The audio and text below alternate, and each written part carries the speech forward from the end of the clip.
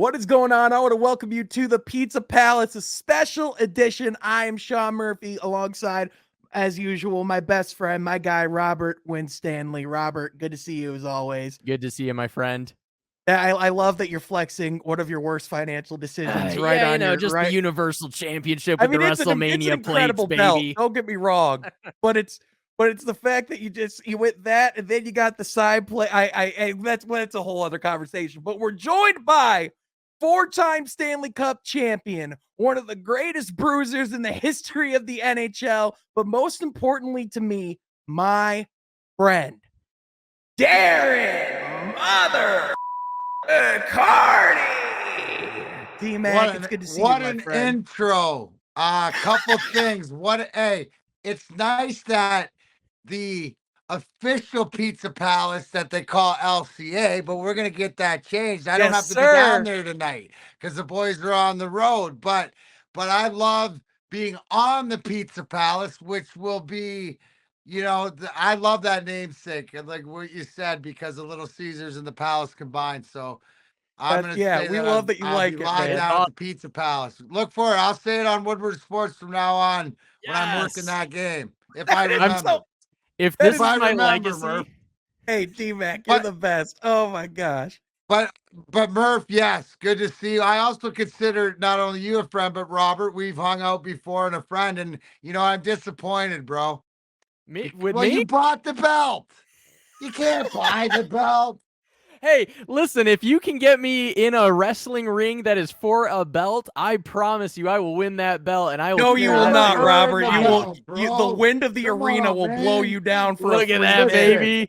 Look at this. These are just two of the belts that haven't gone up yet. There's about 6 of them I just picked up. The Feldman Automotive Pigskin Pick'em Big D Energy belt, 31 and 17 picks. It's a purple belt. It's very saucy. I got to find some shoes to go with it, but these were well earned through mostly through hockey and fantasy and none by the wrestling ring. So okay, all right. Hey, nothing yet. That can change, dmac. That's right. Yeah, 100%. No, it's great to be with you guys. Love what you're doing, and great to be able to chop it up. Can I ask you a question, dmac? Seriously, because we're talking about that you haven't been a champion yet. When they had the 24/7 championship, how the hell were you not one of the thousands of people that became a champion? Because if you would think them coming through Detroit at least a couple times, they would have the sensibility of Darren McCarty has to be pinned. He's friends with Chris Jericho. He knows half the locker room. How did that not happen, dmac? It's a good question. That's a great question, because I would have jumped. You know what I mean? I know Gronk went high and hard. He would have been the best. I would have done more with Kevin Owens. You could have got me back in the 2000s in that area. I was MIA for about 8 years or so, and to that point, you could have turned our I'm glad they removed the 24/7. But that's why I like the death match wrestling. Blood and sweat tell a different story. The blood is the commitment. I was gonna say, I feel like you strike me as an old school ECW kind of guy, a Sandman. Yeah. So the fact that I get to be friends with a lot of those guys now, and that's what I enjoy too. Going to all the traveling around, doing all the wrestling, not just the mainstream, but all the independent stuff is getting to talk to guys that I idolize. Like Kevin Nash is a good friend. Yes. You mentioned Jericho, Tommy Dreamer, yes. Luke Gallows, to be able to drop a few names, Sean Watman, X-Pac, when we were down I lived down in Clearwater where all the wrestlers are. Yeah, you bet. Mm-hmm. So, I've got to meet all them and stuff like that. But guys what I'm into is the area guys and the Motor City Machine Guns, like Chris Sabin and Alex Shelley, and the psychology. Yeah, right here, baby. Oh, I love those guys, man. Of the wrestling and just the passion that goes into it. I mean, I mentioned that there's the RPW Death Right on Friday down at Corktown at the Gaelic, but after the match, we're driving, myself and a 4 of the deathmatch wrestlers are driving to New Jersey for the ICW 40, which is the next night. And you know what? It's a 9-hour drive and stuff like this. This is my favorite part because love just it, to listen to the D-Mac. psychology and you know, a couple of the guys that we drive with have been around the game for a long time. So, you know, I just like being around it. I like supporting it. Obviously, on a more serious note, right? Where I create, you know, I have the Darren McCarty cannabis brand. And I got to so get me a t-shirt of that or my something. CBD roll on, the you know, the gummies, the you know, and the cannabis. I'm gonna have to get more than a t-shirt or something like that. Yeah, absolutely. Well, I'm in the middle. I had to. So, you know, this is the frustrating thing is my relationship I had to end with Pincana because it wasn't you know, contract ran out and I wasn't satisfied with what was going on. So I realized I had to make a better decision because the frustrating part is to produce something that works and Yeah. then not have it. So I'm ironing that out here in the first quarter of this year. So I love the fact that, you know, like think about it. If these guys who beat the living crap out of each other, right? Like they're choreographed stuntmen. Yeah. Right. When they hit each other with stuff, they hit each other with stuff. They're Right. Yeah. It's just that choreographed stuntsmen they're who are both in on also it together. masterful storytellers. Right. It's just that's what I'm all about, the story. I don't have to like it. It's got to make sense. Yeah. Exactly. Right. It's got to make sense. So I figured that if when they're out of the ring, right, maybe the roll on makes some of the pain go away, or maybe you know, they take something that helps them sleep. Well, they're going to be better in the ring. So when I watch, it's going to be more exciting. So For it's sure. actually a win-win. I was gonna ask you, you know, being in the like cannabis sort of category and stuff like that at this point, do you feel like that has helped you a lot post hockey Oh, and that kind of thing? Like, is that something that's really helped you well, with post my career? story, right? So I'm an alcoholic, and Right. you know what? My sobriety date is 11/11/15. So I'm just over Congratulations, brother. 7 Congratulations. My years. Yeah, yeah. By the Thank way, you. D-Mac, I don't know if I ever told you, my father's over 4 years sober himself. One of the things in my life that, you know, I've been able to witness and see in my life. So I want to say, you know, real quick, congratulations to you, brother, and keep up the good fight, man. Yeah, I appreciate it. So here's the one thing, right? Because I got 4 rehabs by the league, $1 million in my head. I've logged tens of thousands of hours at AA. Right. Mhm. When I was told, you know, you got to work your program and stuff like this, and a lot of the against it is because the education to what the plant can actually do to help you. So for me, Yes. Right. I need the plant, right? But I'm Sure. also well educated on the plant and how it helps me. So it's not, you know, it's just, and I think more people are understanding because the thing is the question that I asked is, do you know that you have an option? And the minute you tell me yes, I move on, right? Mm, If you have more questions, I can answer your questions, but you just have to know you have an option, right? Right. Because I didn't, then when I did, you know, it was something that I always knew. Like when they say that something was different for me. So then now being educated and having the brand and stuff like this, I specifically know for me what works for me. And if you have tendencies like me, maybe your system is alike. See, we all have an endocannabinoid system that is mm. fed by this plant, but it's all different. So you got to Right. figure out what your recipe is. And it just helps if along the same lines as if you're going to worry about if you're, you know, if you're a vegan or a vegetarian or, you know, what you're going to eat. Well, this goes along with how you operate your body. So you Sure. can do Right. that for me also. Big part of my alcoholism and a lot of people is sleep. Yeah. 'Cause I'm an insomniac, so I drink just to pass out a lot of the time. When I found I could find my way with the plant to help it out, that was the greatest thing ever. Even to the point that I'm able to create, you know, THC CBD gummies that are helping PTSD and soldiers that haven't slept for 10 years get a good night's sleep. So to me, I know what my purpose is. That's my number one priority over everything else, but it's got to be done right. Well, that's awesome, man. And obviously right now a big conversation in sports in general is concussions and head trauma and that kind of thing. Is that something that you've struggled with in your career and that this has kind of helped you with at all, or any ex-teammates or anything like that? Yeah, absolutely. Absolutely. And a lot of stuff with this is where I would, I've had like 7 concussions or Sure. something, but nothing like serious. I know that there's some misses, but I wouldn't say that I struggle as much with that. That's why you hear the microdose of the psilocybin and stuff like this. That's what, a lot of the guys with the head traumas have helped them out. Okay. But also too, a lot of this, like Scott Parker, the sheriff out in Colorado, who suffered immensely until he created this Taboo Social Club line, which is strictly CBD, CBN, CBG, all the C's Yeah, in yeah. a smoking form. Not only help you quit smoking cigarettes, but also to get you the medicine you need to, maybe think properly. So the bottom line is get educated so you can get medicated. But the one thing is I definitely want to be on the forefront with the NHL and even I know I do a lot of stuff with Primitive and Calvin Johnson and Rob Sims and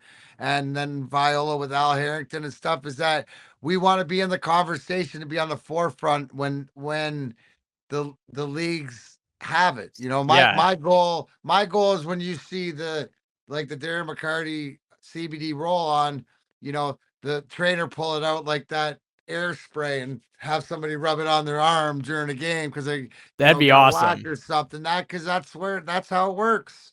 And Well, and and it is becoming a little bit more tolerated by the leagues. I think the NFL stopped testing for marijuana and stuff like that. So you are seeing that slowly it's getting accepted. Right. Yeah. And it's not even like, forget the marijuana. Let's talk about the hemp. Well, right. Because it's the hemp and the medical side, which, hey, we can go any way you want.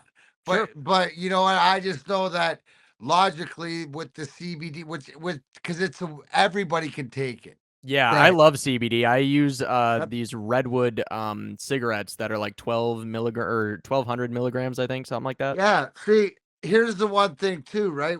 And a lot with the cannabis that I create, the brands that I have and create, I'm big into what are you looking to accomplish. So a lot of mine are like 3-to-1s, 3-to-2s. My favorite one is called the Miss Elizabeth. Right, named after like manager. That's so awesome. Miss I Elizabeth love is a 12% CBD, 8% THC. Okay, right? I call it it's like the Iron Man suit. So you can the Iron Man. It is. It brings you down and then keeps you off the ground. Just where we all want to live. That's want to so hover off the ground, right? Oh that means if I'm just hovering off the ground, that's what I'm trying to be. Okay, I now need to try Miss Elizabeth so bad. Number one, because so what's funny is my grandma, I guess her nickname was Bubba. I always only ever knew my great grandma's name is Bubba, but she used to record wrestling pay-per-views on VHS, and I watched them all. And like my first crush was like on some of the old '90s shows, but one of them was Miss Elizabeth. As like a little kid, I like loved Miss Elizabeth. Wouldn't you love to go back right now, like just for a night to sit out with your great grandma and watch those tapes? And just I would give anything. I would just like the fact that I always see I know. And how many times do you hear that professional wrestlers that it was their grandmothers that got them into it? Yes. Oh yeah. Oh, Bubba recorded all of them, dude. I've got so many old tapes like Bash at the Beach, and I had like old ones of Shawn Michaels and Bret Hart, like legendary matches and like Royal Rumbles and stuff like that from like way back, in the Hogan era and stuff like that. Junkyard Dog on there. Like, I mean, these were the guys that I grew up watching on these VHS tapes, and it was like, these were my heroes, man. And so I would give anything. That would be something, man. Yeah. Well, that'd be really special.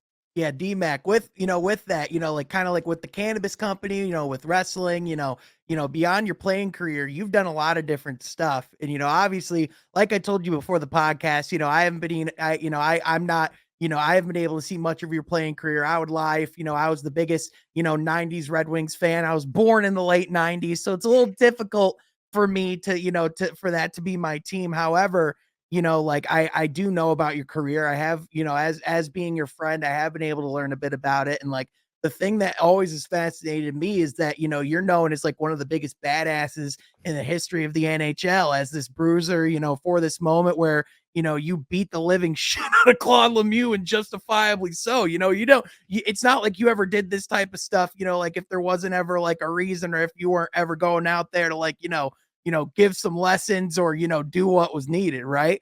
But like, but the crazy thing about it to me is that the DMAC that I know and the guy that I met, everything about you is one of the like top 5 nicest people I've ever met in my entire life. And I'm not blowing smoke up your ass or anything. Like literally one of the first things I like literally for like one of my first interactions with you was like someone, I believe it was like from Make-A-Wish, was there who wanted to meet you. And you were like being super gracious. Like, you were being super nice to everyone in the room. Like you have this presence to where you just light up every room that you're in. So like my question is like, like for like that violent aspect, like, is that something where, like I hear like some people, it's like, they're sweethearts and teddy bears, off the field, but on the field, or like when it's game time, a different mode hits. Is that kind of like how you are? Or is that like, is violence always kind of been a fun thing for you? Cause you're into wrestling now too, and doing that stuff. And like, by the way, one of my favorite text messages from you of all time is on Mother's Day. Oh my God. I was seeing a play with my mother, and it was intermission. I turned on my phone, and this is the first time I heard from you in about like 3 weeks. We had hung out at the draft party, at the NFL draft party in Detroit. And then I get this picture of you with skewers in your head with someone flipping you off.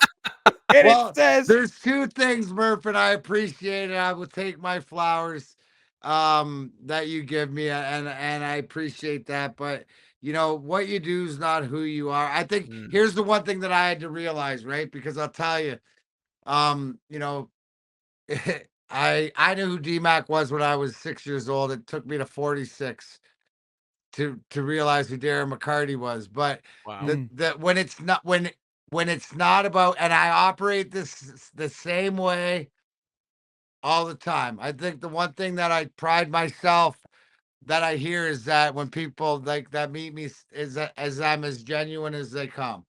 I'm authentic. I am myself. I super agree with that. Right, wrong, indifferent. I try to be the best me. Now, here's what it's, and then this is what you realize. There's a couple things you realize as you get older. So if it's about me, you come at me and whatever else, I'll take it. I ain't gonna get that too upset. I mean, it is what it is. You're gonna take that shot. But the minute you lean to somebody that I love, that is part of my team, and you put any heat on them, you bully, you want to be that, it doesn't matter, then my heart virtue, which is one of the things you learn when they put $1 million, is what makes you tick. Why do you walk in a room and you feel it off? Now, a lot of the things too is I believe a lot of stuff. I'm very spiritual. I'm an empath, so I can feel energies. But the minute you make my heart virtue's vulnerable truth with integrity, right? Which explains the Mew thing, which explains me, stepping up, being first. My motto is like, I get why, in the beginning of Gladiator, when the Romans, and the leaders, they lead. They don't wait in the back. They lead. The generals are in front whacking, because the mentality is I'm going first because I don't want to do it, but I want to do it more than any of you guys want to do it. And plus, they get by me, I'm dead. So it's more like a protecting thing. Like you said, you could put. I mean, I'll take more abuse personally, right? Until I put my foot. I get to a point. I always say it's not when I get up. It's the big dog on the porch. Yeah. It's not when I get up. No, it's when I've made that decision to get up. Yes. Is that you're screwed. right? Because that's the one. Well, here's the one thing with me. I I love think that I try to, if I say it, I'm gonna do it. Yeah. Yep.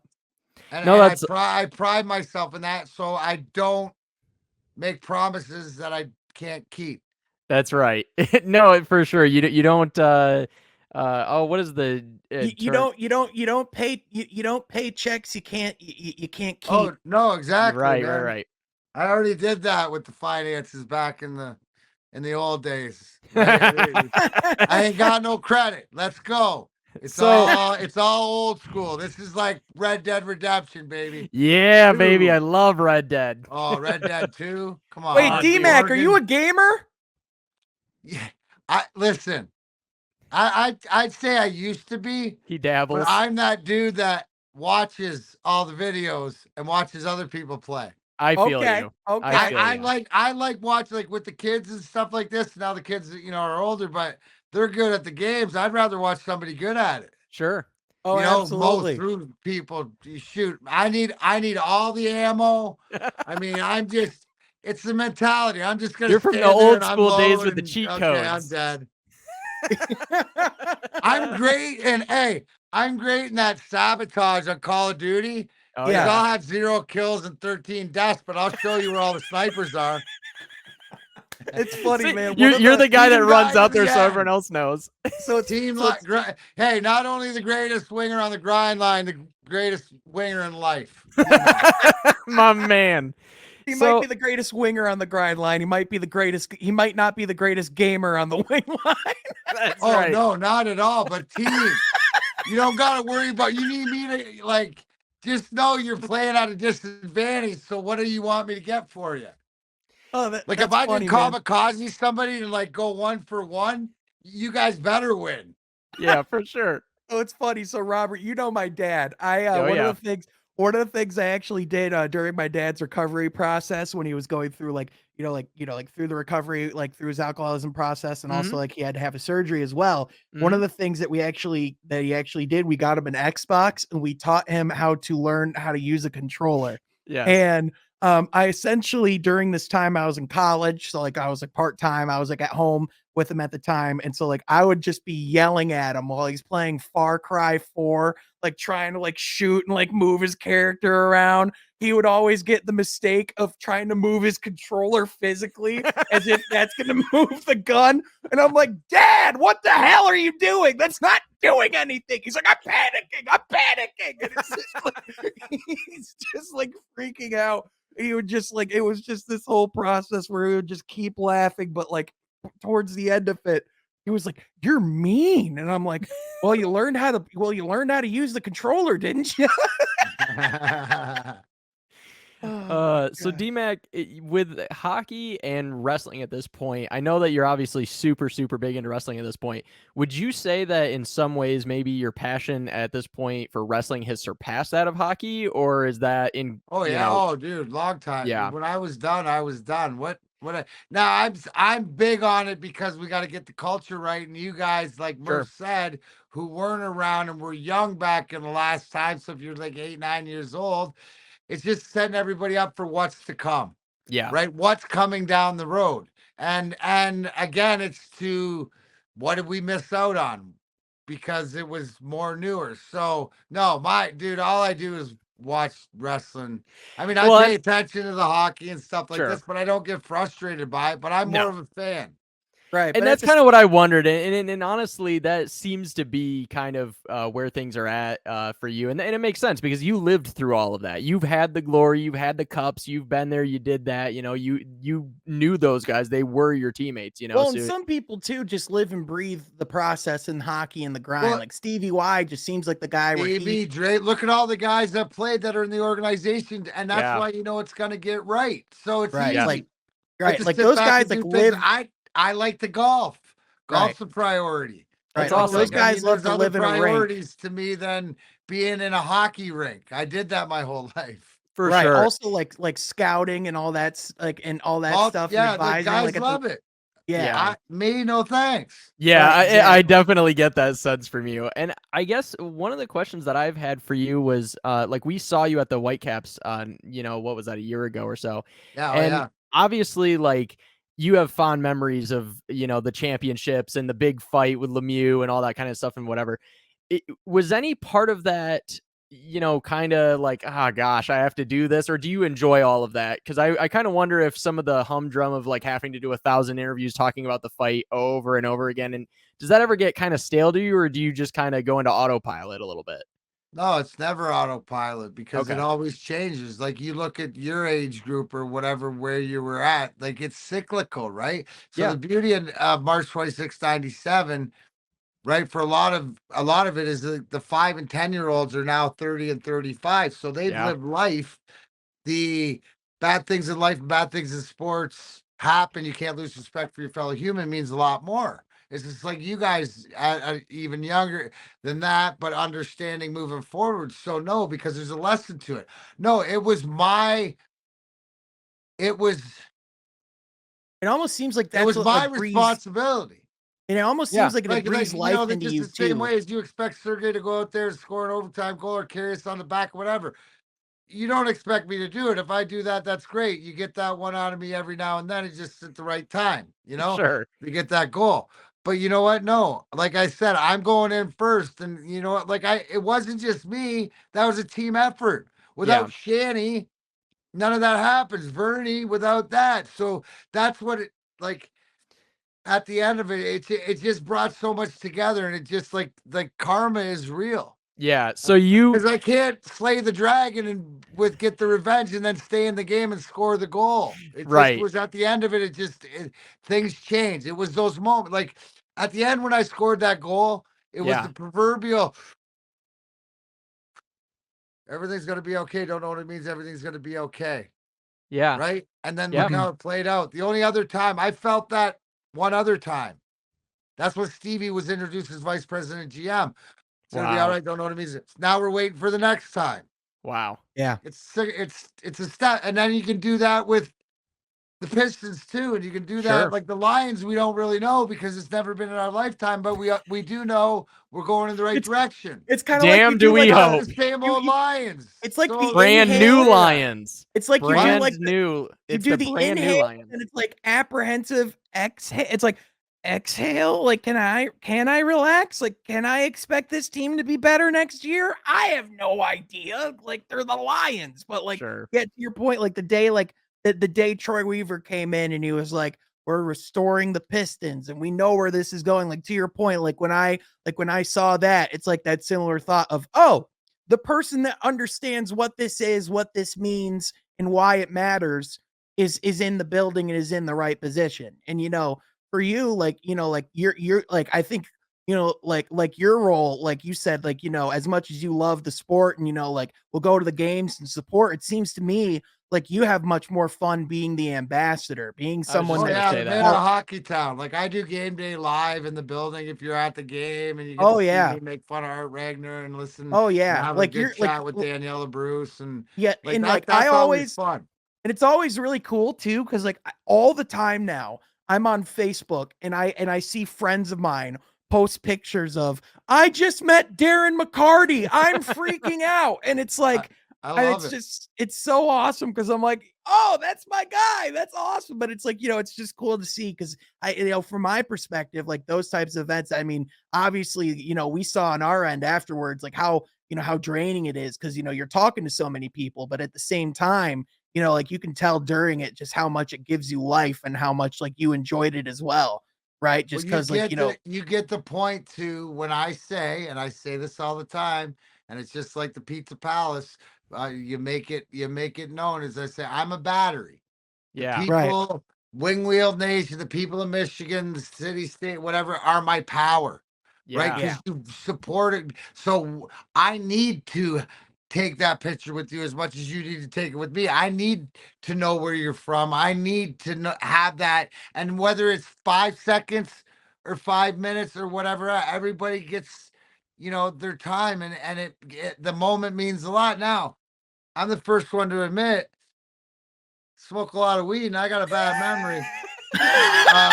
Is that I might not remember exactly where we met if we met before, but that's why I encourage people to bring pictures of us last time we took photos so we can get photos and That's so see how awesome. you've grown and I've grown. And like you Well, said, it's really cool for me Yeah. As an addict, to see as the years go on, the better I get. That is really cool. And also you meet so many people too that it's just naturally like it's just hard to remember all of that. But the thing about it is you can tell like when people in the moment are being genuine and are being actually in the moment and being present and being there. And it's like that was the thing.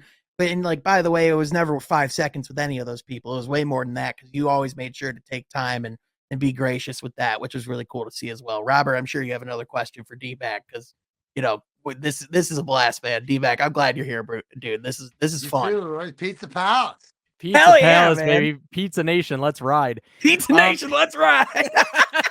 That's like been our running gag ever since Russell Wilson dropped shit that. the bed. Yeah. Yeah, pretty much.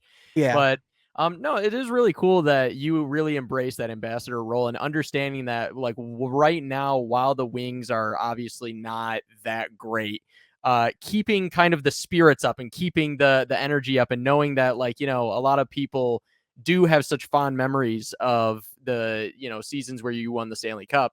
And it's cool that you just really embrace that role and you understand like how much that moment means. Cause I think that there are some people that play the game that, you know, I don't think it's because they're necessarily a dick, but some guys like they're just less comfortable with it and they're a little bit more like, you know, that was my profession and I liked to do it and I was good at the game. And so they kind of shy away from the ambassador thing and they Some kind of people just shy don't want away. anything to Well, do with it. everybody's different, bro. Yeah. Yeah. Everybody's different, but that's why it operates like embrace your role. Sure. Do your role to the best. You know what I'm saying? So find where you fit. Find how you can help. Do whatever else. I'm great. It's just like when I played. There's a lot of the guys are friendly. A lot of like whatever it is, but it's they're busy doing other things, and other people have other jobs.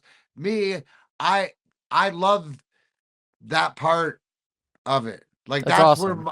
that's where I think I can be, because it's the conversation of what are we looking for, and now even the record might not explain it, and it might be frustrating for the inconsistency, but you can look at guys that are part of the future. Yes. And you know you can move on it. It's just frustrating moving forward. It just takes time to do it right. It takes time to do it right because you're laying that foundation so you don't.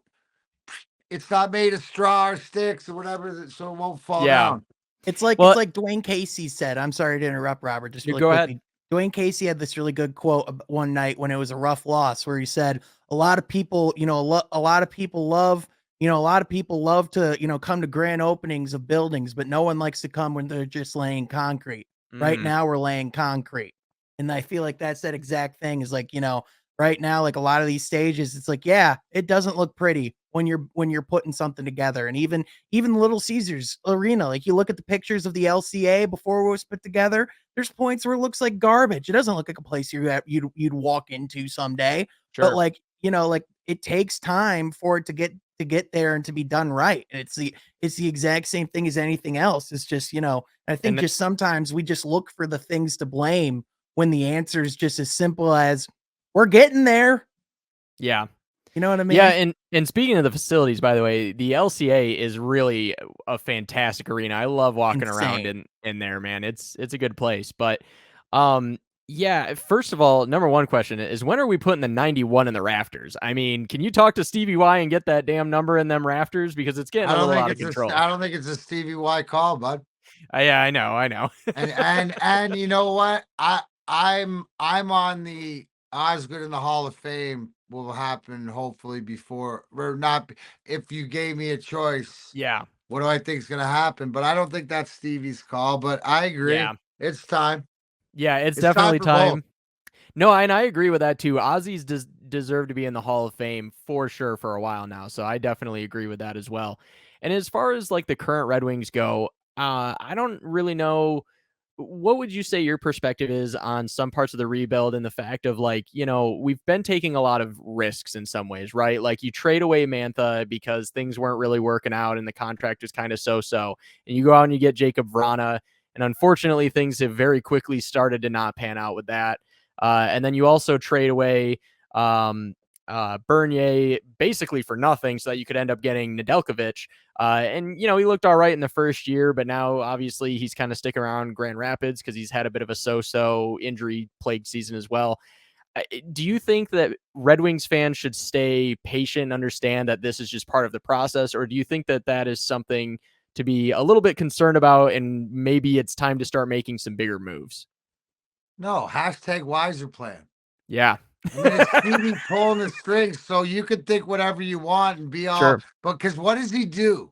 What did he do? He doesn't let things linger when it doesn't work. And to your He point pulls the about plug. Mantha, how's Mantha doing a healthy scratch in Washington? So both of them are a wash, right? True. But what does Stevie do when you're not part of the future? Move on from it. So what did he do with Nedeljkovic? Because here's the one thing. I'll be fair. Okay. Right? Without, like I said, I'll be fair for calling anybody a fucking idiot to question the man. Let's wait to see what happens at the trade deadline and see how he weaponizes his salary cap and draft capital then. Because what he did with Nedeljkovic's contract, yes, $3 million, but he salvaged 1.6 to the cap. So now he's got over 7 million to play with to take on. What does he do the best? He takes on that guy that the other teams need to move on from and steals a couple draft picks and compensation and stuff like this. So it's all about building that foundation. So if you don't trust Steve Yzerman, and you know what, I'm sorry that this guy don't work out. I'm sorry this guy move out. You know, you look at the conversation that's coming out now. Well, Bertuzzi might be get traded or Dylan Larkin, the captain. You know what? At the end of the day, whatever it is, Yeah, you got to trust #YzerPlan. There's no half in and half out.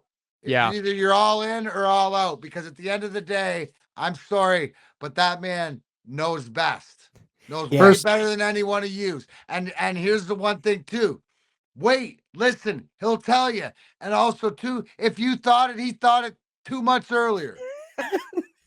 First of all, Darren McCarty, wrestling promoter. Like he's like Vince, you know, when Vince was good back in the day. Yeah, I get what you're saying. You gotta be as Paul Heyman, like in the LCA at some point. Like it's like there's like if there's ever like a Red Wings like town hall. Here's my listen. I do the season tickets for the last couple years. Yeah. And I sit up there. Hear ye. Now's the time. If you want to see, if you want to take, maybe you want to sit over here, or maybe you want to sit over there. Now's the time. That was 2 years ago. Yeah. Right? I'm going to be saying, hear ye. I told you so. Don't ask me for tickets. I told you. That's the way it is. Now, like, it's the same way. They don't need it. I mean, everybody knows how I feel about it, because it's like, I'll sit there and go, I told you, dumb. Because you know how I know? Because I questioned the man my whole life. And he's never wrong. That is like my favorite. I scored the goal that won us, the clinched the goal in '97, right? Boom, boom, boom, boom, boom. Double pirouette in the corner, come out. Who's the first one I lock into? Is Steve Yzerman, the guy I've been watching since I was 11 years old. Steve Yzerman, the guy got his eyes locked on me quicker to tell you how wrong you are. Of dinner saucers, right? I'd raise my hand. I know, he said, and he looks at me and he goes, what the fuck was that? And I look at him, never lost for words. I'm like, I don't know. He looks at me and he goes, well, thank God you don't have to do it again. And you know what? He was right. Thank God I didn't have to do it again. First of all, I would run through a brick wall for Darren McCarty. This man, I tell you, can give you a hell of a speech about your team. That is incredible. You're like, I'd raise my hand quicker to defend this man, but it's too heavy with the 4 rings he got me. That's my guy, Murph. Murph, we might, yeah, absolutely. I love it. That's just a taste. DMAC, I'm telling you, man. Future. You're gonna get a call back, kid. Oh, dude, I'm telling you, man, dude. So speaking of callbacks, getting back to wrestling, I gotta know, because you and I were texting the other week, you know, because it almost seems like every time you and I are talking, there's always something crazy going on in the wrestling world, because wrestling's crazier than it's ever been. I mean, you know, I wake up one day to the fact that, you know, like Stephanie McMahon resigned, and then like WWE might be getting bought by Saudi Arabia, and then it's not getting bought by Saudi Arabia, and it could be Disney, and then it's like what? Like it's like everything's crazy. So I gotta know, like, first of all, like what are you like? What do you tune into mainly? Because I know you're like I know that you'll watch here. I don't care everything. what promotion it is. I either like it or not.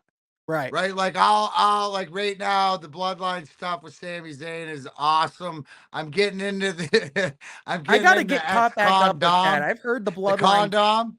Anybody get that condom? Right? They cut the ex condom. I love it. He's the condom. Yeah. Dude, the I gotta- condom. I got- like little, like I like the goofy stuff. I do too. You know what the WWE does? Again, storyline. I'm interested in Uncle Howdy. You know, like it all depends. Like I love the AEW, but if I'm watching stuff, it's usually it's independent stuff. It's usually like IWTV or it's GCW stuff or ICW stuff, or I'm watching matches. Like that's so. You watch New Japan? I'll watch wrestling like I watch. Yeah, I'll watch them just because I know a lot of these guys and a lot of different things. And they'll ask me my opinion because they know, you know, like storyline or opinions and stuff like this. So, you know, like that's the fun part. But I mean, like Impact Wrestling. Yeah. Right. Which and a lot of people don't know it because it's hard to get or whatever. Like this, TNA. I used to be big into that. Used to be TNA, but it's as consistent as it gets. I mean, Bully Ray just came out of retirement and fought Josh Alexander, but their storylines are great, right? Yeah. And that one's exciting because two of the pillars of Michigan wrestling, Jason Hotch, who was in, he was in the Top Notch Hotch. He's from here. That helped Bully in the he's part of Bully stable now. And Jack Price, they're local guys. So that's awesome. That's awesome. It's cool to see guys get their opportunity. I mean, Danhausen's a local guy. He just had the #1 selling t-shirt on Pro Wrestling Tees, and I don't think he's wrestled, 4 times this year. So it's all about the gimmick. It really is all about the gimmick. I mean, like, to your point with TNA or formerly TNA, like one of my favorite guys was when they introduced Suicide, and they used to have the big the octagon ring where they had the ropes and they had the big X hanging down, and then Suicide would like climb on it and all this crazy stuff. Like that was one of the craziest little eras right then. And when guys like AJ Styles were at their absolute prime at that time. Samoa Joe back in the day, you see him. And that makes me Abyss. Think of MJF's tweet really quick, by the way, on Christmas, where he said, "Merry Midmas Pours. This year I put my body on the line for your entertainment by competing in an overwhelming 7 matches. My gift to you fans is to make sure not to strain myself as much in the new year so that my reign of terror will last a lifetime. You're welcome." What a piece of shit, right?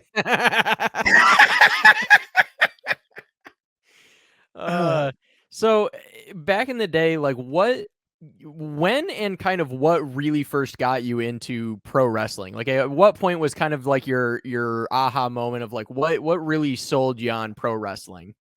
Yeah, like I was like in the 80s and stuff like this, watch it, through Hulkamania and stuff like that. I remember we got our TV ripped out in junior because we were late for practice because we were watching the end of a match on a Saturday morning that ran over to 12:01.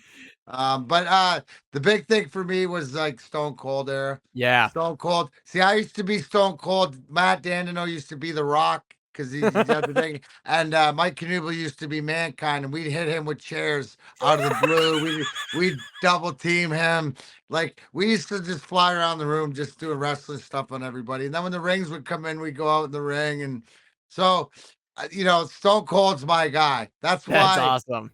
Yeah, right there, my boy, Stone Cold, baby. I'm trying to find because I remember there was a episode of Raw back in the day where they came, during the Attitude Era. Back then we watched Stone Cold.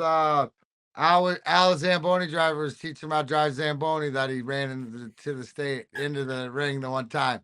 Yeah, I remember seeing because I was trying to find the image because they have it out there of you of you ringside, like, with the Oh yeah, belt. that was so I got involved, and it's I've seen clips on Peacock on the WWE channel. Yeah. Mhm. Myself, Dan Dino, and Mike Knuble, and it was D'Lo Brown, the local guy, fighting Bob Holly, and Holly went to hit him with a stick, and I grabbed it and broke it over Bob Holly.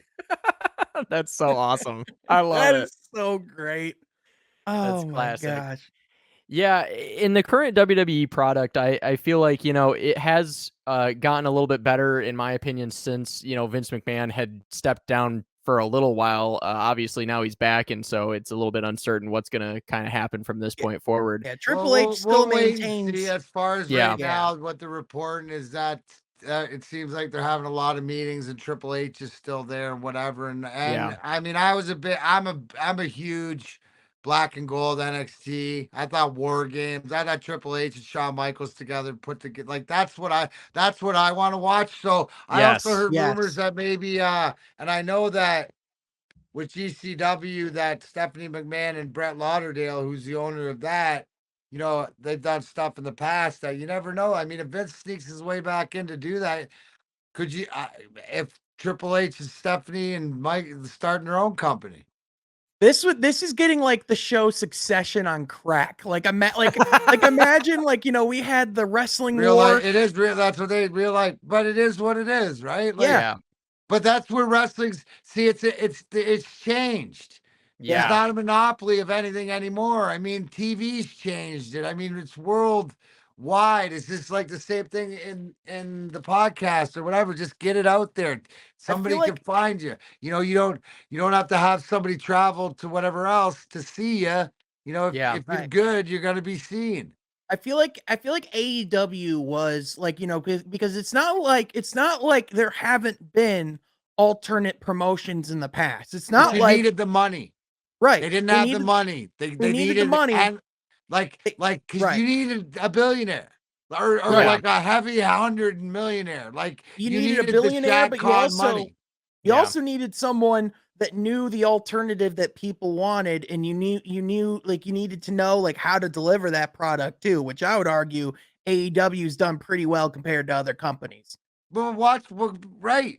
But you could see the perfect storm if you followed what happened in New Japan, and it was it was like Kenny and Cody and the Bucks. You know what I'm saying? And then bringing Jericho, where they already knew from being inside the team. It's like working for the company. Right? And knowing what needs to be done. Yeah. You just need the guy to come along and go, oh, I can make that happen. Because it's just like anything else. You need the funds to do it. When you don't have to worry about the compensation, you can get whatever you want or start at whatever you want, then you can make an impact. Yeah, Tony Khan does have that bottomless pit of money. That does help. Well, yeah, I mean, you need return too, and they showed return, but they have a product because why? What does that show you? How the game's changed is because they got a TV deal early. Now, let's give it to TNT and TBS because they got ahead of the curve because they got a deal to what it was now. But again, when they renew and all this other stuff, I mean, it's just it's. And really, in no way is WWE dead, because actually I think it was 2021 or 2022, they had their most profitable year in their entire history. So, I mean, they're still doing pretty good. There's room for all of it. Yes. That's the whole thing. There's room for it all.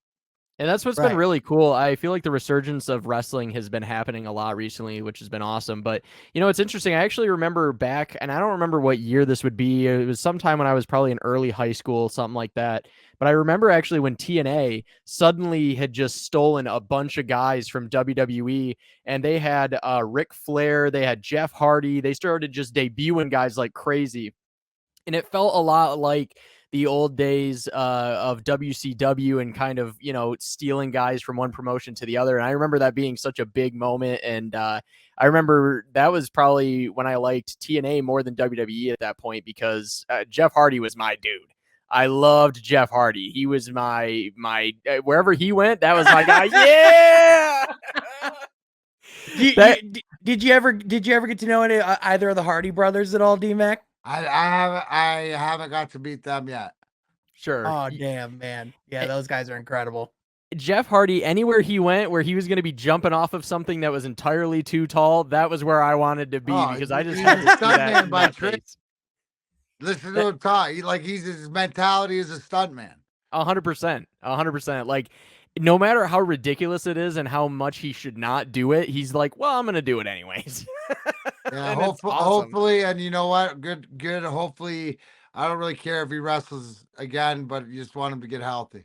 I agree. That's honestly been the biggest heartbreak for me as a fan of his throughout, my entire life is the thing of like him disappearing for months at a time. And obviously when I was a kid, I didn't understand it. I thought it was part of the, thing or whatever. And then starting to learn that he had problems with addiction, stuff like that. And, obviously a lot of different issues and whatever. So yeah, obviously the number one thing is making sure he's healthy, especially that incident that we saw, years and years ago on TNA where he was clearly totally out of it against Sting and they had to pull him and they were like, just enough's enough, and honestly, that's the most unfortunate thing because he's one of the great talents. Right. Absolutely. So DMAC, I'm curious. So I know that you do like a lot of work, like with, like with these like smaller promotions. Like, do you are you like on your end? Cause I know like on top of everything, like you bring up like the cannabis brand that you're doing, like the business that you're doing there, you have Big D Energy with Woodward Sports, everything that you have going on there. Like you're a busy guy doing a lot of different things. So, Yeah, I got like my band Grinder, we're back out playing February 3rd at Freddy's. Oh, heck yeah, man. I got my comedy tour. I think I got. Yeah, this guy's doing everything, man. Like, Everything. so like in the wrestling world, like, are you like a part owner of like one of these promotions? No, just solely talent. I'm a support. I'm there for the fans and the wrestlers. I'm there to support with the brand. So no interest in ever having ownership or anything in wrestling and that why? No, I got a tag. I rep a tag team and I represent an individual. No, I like to watch people do and be around people that, like it's okay. I'm a soldier in the army to help out whatever I can. Like I love what the different ones do. Here's the thing. If you see me there, you showing up, then you know that, they passed my test. Right. Well, and it definitely feels like, the cannabis company and, some of the other things that you do are they're not passions. Like they are obviously passions and things that you love, but they're a business, whereas wrestling is strictly a passion to you. That is something that you just love to be able to cannabis is the passion, which is also the business, but the compassion is at the front. But no, more of the wrestling is, and it's more about just try to help some of these young guys that I see potential in, just, clear the way a little bit, make it a little bit easier for them. It's just a pure thing for you. They put the work in, because they're the ones asking the questions. So with your band, do that, by the way, in Woodward as well. Like you've been super generous with myself and a lot of people there. That's what it's for, man. So the knowledge of the life knowledge is there for everybody that wants it. It's just watching, the passion and the work and that these guys put in, and because of doing it, and it's along the same lines as you guys. You don't do it. You don't do it for the paycheck. Yeah. At least not at this level, right? Right. Of course. Right. Yeah, absolutely. Yeah, no. So with your band, first of all, I was not aware that you were in a band. That's exciting to me because I'm an insane music nut. Like I listen to every and anything, and I'm just. You can see the guitar cases in the background. I'm a nerd. Check out the last album that we wrote. I did it back in 2004, but I write the lyrics and the boys write the music. Really? We collaborate, but it's Grinder. Yes. Right, and it's the album's Out of Our Heads. All right, I will check it out. So do you what do you play instruments or are you a strictly vocalist? I'm the lead screamer. Awesome. The lead screamer. Hell I love yeah, that. Man. That is awesome. So I from there assume obviously you guys are a metal band. What kind of band? No, we're more of a punk Detroit rock. Okay. Like more it's like Foo Fighters punk or heavy. It's more of it's got a heavy Detroit rock 60s sound. I like that. Like it's more punky than it's punky pop. Like a really punky sort of version of like a Jack White, you know, like White Stripes kind of thing. I would never put my name in Jack White's. Yeah. I definitely White's understand. category. You're like, wait a minute, I'm not. Yeah. No, kind of like that. it's very Detroit. No, It's very Detroit. It's, Well, it's the only more reason. it's a more cross between the MC5 and Iggy and the Stooges. Okay, that's awesome. First of all, right. And So the only that's reason awesome. I really bring up Jack White is because I know he's obviously a local Detroiter. He's, you know. Oh yeah, dude, I've seen him Yeah. a million times. Yeah, he's amazing, man. I think love I Jack White. I love the Raconteurs, man. Yes, absolutely. So, I was just gonna ask, like, what musical influences do you kind of have, or like, who are the kinds of like bands that you would put as like your sort of top favorites? I'm always interested. Yeah, Foo Fighters is Dave Grohl's the guy to me, and that's because I got the Dave Grohl effect, as I was able to meet him back when they were playing Cobo, and I got to think it's in the late '90s or whatever. But I got to go hang out with him and actually Taylor Hawkins and Nate and Chris. Rest in peace. Yeah, so was there before the show, and he was like the coolest guy. That's awesome. You know what I'm awesome. saying? Like that's why I always say that if you say that about me, then you get the Dave Grohl effect. So I've always been a big fan. Him, Pink Floyd. Yes. Is one of my Rush. I'm Canadian. Yes, and of course. Took me a lot. It took me a while to appreciate. And I got into Rush through Neil Peart. So okay. Like the Black Label Society, Zach Wild's my boy. Zach Wild's very good. Now he's currently playing, I believe, with Pantera. Pantera, they're coming through. So I've actually got Pantera's guitar right next to me. Oh, you do? Good. Yeah, I've got the like dime bag special. Oh yeah. Oh, that's awesome. So and then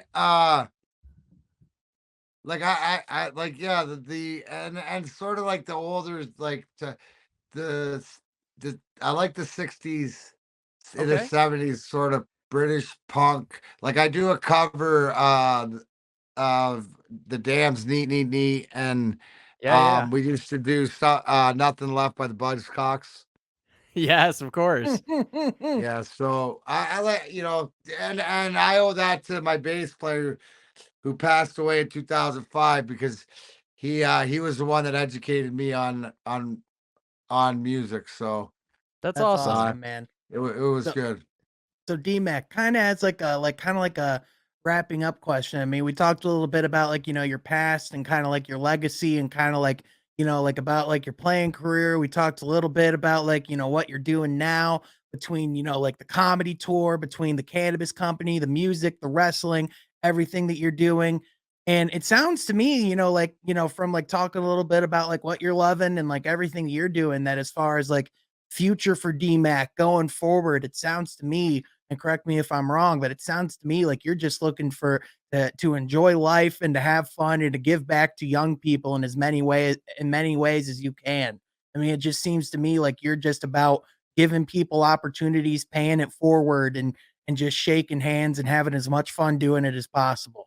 Is that my right? favorite thing is to travel this state, doing the comedy tour, the band, and getting everything and getting to meet everybody all throughout, and just like it's. And from my perspective, is I know where I was for these incidents, but I need to hear where you were because we're connected. There is a relationship. So whatever it is, whatever I do, I think it's because of my ADHD that I get, because one of the things, self-awareness, is that we learned in my world is that when I'm pushing the hardest on something, that I need to move to something else to let everybody catch up. So in order to symmetry, instead of getting frustrated and pushing, it's like pounding, a rock with a hammer or a pickaxe instead of using a drill. God, do I feel that, man. As a creative person, I definitely, you'll do something, you'll be all absorbed in it, and then you just get frustrated with something, you move on to your next thing and whatever. And I feel like I'm always doing 10 things at once. It's like pushing everything out, move back, and it's, and then next thing you know, because we put your head down and you do the work, because at the end of the day, what do you put in to get out, right? Yeah. That's what you gotta. Yeah. What have you put in to get out? Yeah. It's awesome. And I feel like, Absolutely. you know, I love seeing your interactions with, you know, people on Red Wings Twitter. You know, there's a couple of girls that are pretty well known on Red Wings Twitter. Ariana and Yes, Emma, yes. those are my girls, man. Those are your my girls, kids. man. I love it. It's so funny because she always says my dad, Darren McCarty, and you're just like, Absolutely, that's yep. my girl. That's She's because awesome. absolutely. It's funny though because as we become, closer friends over the years, it's stuff like she could be my daughter, which is like a lot of. She's a meaner. Hey, she's got the same as me. The protection. So That's we're all in awesome. this together. I call it chosen family. It's a Yeah. wing-wheeled nation. So there's so many more. Yeah. Oh, let me say it here. Yeah. To anybody else, anybody bullying my boy Jake there, I heard people are giving him some nasty emails. I might have to take. Trust me, it's not me. It never is me. It's who's coming from behind me. For sure. Mhm. Be Yeah, nice. no. Be nice until it's time not to be nice. Honestly, Absolutely. wise words for sure. Yeah. And one of the last questions that we have, it is going to be a bit of a ritual. I mean, it's kind of become a ritual already, and Sean knows where I'm going with this. But we need to ask you a very important question, a philosophical. We'll give you Pizza context, I Palace promise, exclusive? D-Mac. This is a Pizza Palace exclusive. Well, Darren then, McCarty, hey, I'm all ears. we need to know, where do you store your bread? Like your loaf of bread. Like your where in your actual house? literal. Where in your house All right, do you okay. store your bread? Yes. Okay. Here's the answer. I can't Right wait. now, if by the very, very, very minute chance, which means maybe once a year or twice a year that I buy a loaf, Okay. the loaf will be rye, Okay. and the rye will go in the fridge. Oh no. So, but on the other hand, Okay. I live next door to a Trader Joe's. So I Okay. get a fresh little dollar bun every day. So I don't need to store it anywhere. That makes sense. But I That's very don't use smart. enough bread to even think about owning a bread box. Okay. Or if I did, it'd be on the counter getting all moldy. You see, so D-Mac, the reason why this question exists is because of my childhood. Because you see, you would think that you would just store bread in the cupboard, or on the counter like a normal Or in the person, fridge or anywhere that or in makes a bread sense. box, or anywhere else, right? My mom, since she wanted to have the bread out of the way, would store it in the oven. And now I know what you're thinking. Now, Sean, what would happen if you preheat the oven? Well, I'm glad you asked, D-Mac. The freaking plastic from the bread would melt into the bread, into the rack in the oven. And then my mom's, like, after this has happened multiple times, my mom's solution was, oh, I'll just put a cookie sheet under the bread while I still store it in the oven, and then it will just melt onto that instead of the oven. I'm like, Mom, no, you just don't store it in the oven. You just don't. So you would think, let's D-Mac. just say if we were playing Family Feud, I would not have guessed oven. Hey, D-Mac. Exactly. Hey, D-Mac, all I'm saying, if you ever come to Grand Rapids and you need someone to do 5 minutes to open your comedy show, I got you. I would love to. That would be fun. Yeah, this has just become a segment because of every person that we've asked so far has a different answer for the most part. But it all started because Sean told that story about his mom melting bread in the oven, and I thought it was I so. would expect that you'd have to replace the whole rack. It wouldn't be worth cleaning. Oh yeah, you would have to like. She was gonna say, no, she would I like got have another to rack outside. Don't worry about it. And Dude. it's like it's not like this would just be like one little. It's like the loaf of bread. It's the buns, like hot dog buns, hamburger buns, muffins, like whatever else. It's everything. Hellscape, D-Mac. It's a hellscape. But the look of shock on Darren's face is maybe the greatest. I've heard a lot of stuff in my day, Murph, but I appreciate that. You took it to a whole new level. Oh, I'm so happy. burning down the house. Steve, oh my God, I'm dmac, in you're pain. I love it. genuinely dmac. You're one of my favorite people, just in general. I just thank you so much for taking the time and coming on, man. It was just a blast, just to catch up. Like I told you Listen, before, I had man. to come on the pizza parlor because I do the work down there at the real pizza parlor. So we got to get the pizza parlors matching Pizza up. Palace is happening, Pizza man. Palace, Pizza baby. Palace. Pizza Yeah, there you Parlor. go. Pizza Palace, Palace. Pizza And Parlor. hey- You can call it whatever you want, dmac. And We're don't just worry, Pizza glad you're D-Mac- here. Palace. That's right. Oh. And DMAC will definitely be back on the Pizza Palace at some point. Oh, And 100%. The It- only thing else that we have to ask for you is that whenever we sign off, we always yote our way out. So if you would oblige us and give us a little yote on our way out here and tell the people goodbye. Hey, yo. See you later. Yo. All right. See All you right, guys. catch you later. Also, Woo! catch Darren McCarty. What's the date, dmac, for that wrestling show? It's in February. February 10th in Waterford, Combat 1. And you can follow me on Twitter, Darren McCarty 4. And you Or can on catch him. Facebook, Instagram, but Darren McCarty 4 on Twitter. You actually get to talk to Darren McCarty. Hell yeah. The And one on and top of that, only. you can catch him most days, Monday through Friday, on Big D Energy on Woodward Sports as well. dmac, 11 thank you for a.m., being baby. here. Yep, love you, buddy. Thanks for being you here. too, Thank guys. you, All everyone, right. for listening. We'll catch you guys next time on the Pizza Palace.